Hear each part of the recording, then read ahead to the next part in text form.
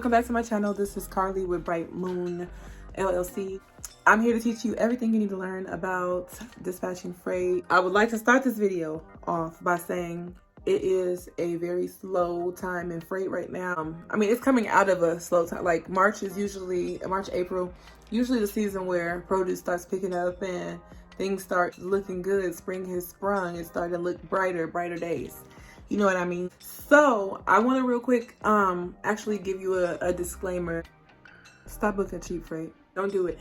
I just want y'all to keep in mind, all jokes aside, just keep in mind not to take just anything because it looks good. Like a lot of people I notice will get on the load board for the first time and they'll be like, ooh, this load is $1,000, but it's going like 1,500 miles. You know, it sounds like a lot of money, but it's not.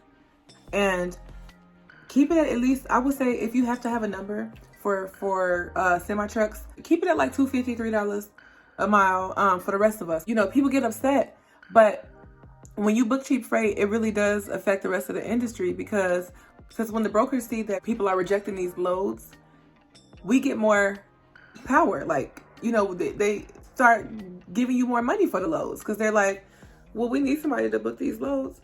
But there's been so many new people coming into the industry lately and not educating themselves properly. And I think that that has a lot to do with the way the freight has been going right now. It's been kind of hard in some areas to keep $2.50, $3 a mile. It just depends on what part of the world you're in, to be honest.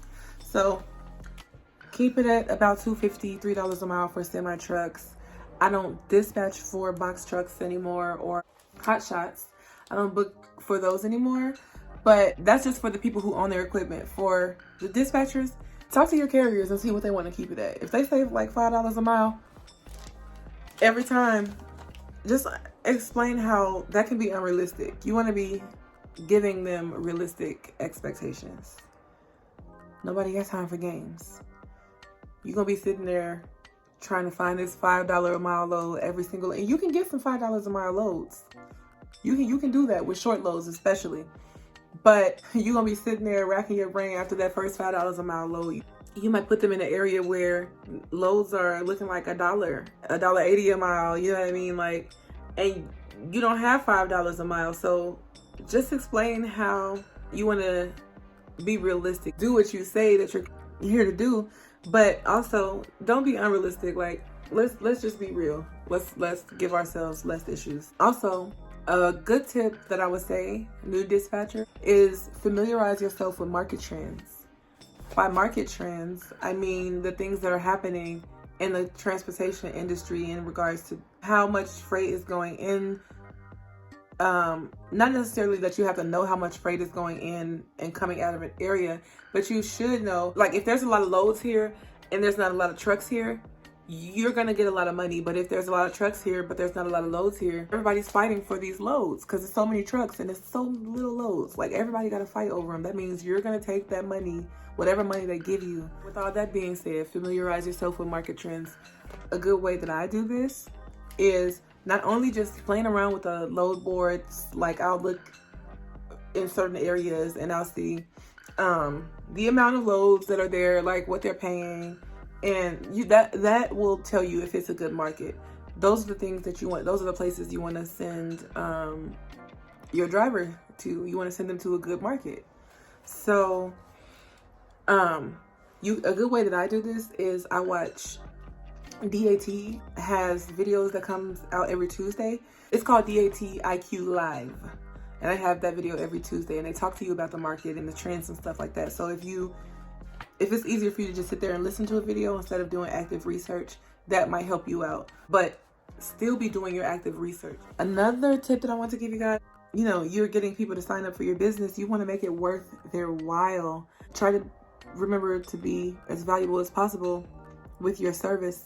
Like, offer to fill out carrier packets on their behalf. Even though I think that's something that every dispatcher should be doing anyway, you would be surprised. Not every dispatcher fills out carrier packets. I've seen that myself. But bringing these people value means saving them time. Time is very important in this industry. So save them time, add some value to them. offer to fill out carrier packets on their behalf, file their bill of ladings and their rate confirmations in a Google document that they can always access on their end. As well, I like to use Google Drive to save all of my documents after the rate confirmation gets sent over to me. I'll go ahead and pop that into a folder in Google Drive that I've created for my carrier. Get your organizational tools. That's another tip. Get your organizational tools in order. Paperwork. Find out where you're going to put your paperwork. I do everything electronically. I do everything from my phone. I haven't printed out a single thing. A real quick tip. Paper trail. Even if it's an emergency situation, like you want to have a paper trail. For example, your driver calls you and they're venting or ranting about like whatever emergency just happened. Say they pull up to the warehouse, to the shipper or the receiver, and they don't have the correct pickup number, or they said that the load has already been picked up, or they don't have a load or something like that. Any emergencies that can happen like that, you still want to be having a paper trail even during an emergency. So you tell your driver, okay, I'm going to call the broker and let them know. Or if it's an issue that you need to figure out, okay, I'm going to call the broker, see how we can fix this issue. But personally, what I do, because I love to have a paper trail, you want to be efficient, so you want to move right away. But I'll still, while I'm calling them, I'll pop my phone on speaker, or I have my AirPod in, and I'll be emailing them like, driver just told me that XYZ happened at the shipper. The driver is going through this situation. I'll let you know. I'll keep you updated, or ask whatever question you need to ask. But it's different for the situation. But keep a paper trail. That will save you. I'm telling you. And another tip, don't delete your emails for as long as you can. Like, don't delete your work emails, because I just had a situation where a brokerage tried to say that I didn't send in a rate confirmation, a bill of lading, which I play no games about my paperwork. As soon as I get paperwork, even the people around me know, like, they can tell when it's time for me to file my stuff, because I'm like, I'm not paying attention to nothing around me, because I have to get this, this paper trail under wraps. That's like a really important thing in this business. So those are a couple of tips that I wanted to share with you guys. These are some things that had been on my mind, and I thought that they were important, so I thought I should share that with you. I also want to check in with you and see how you guys have been doing, because it is important to me that you are getting this. I'm excited for all of the new businesses that are about to happen. So keep me updated. Let me know what struggles you're having in the comments. Let me know if these kind of videos are helpful. We build a community, so talk to me.